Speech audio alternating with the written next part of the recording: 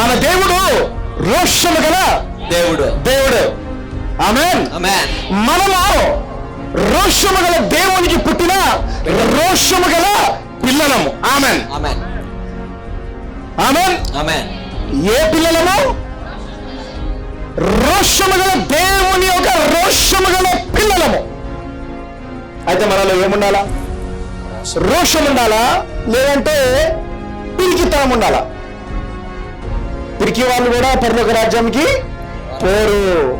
హల్లెలూయా, హల్లెలూయా. మూడవది, మనం ఏం కలిగి ఉండాలంటే రోషము కలిగి ఉండాలా. రోషము కలిగి ఉండాలా. దావీద్, he was very small, అతను చాలా చిన్నవాడు. and he was very tall. కానీ గొలియాతు చాలా ఎత్తైనవాడు. David was very small. దావీదు చాలా చిన్నవాడు. No sword, అతని చేతిలో కత్తి లేదు. no spear, అతని చేతిలో బల్లెము లేదు.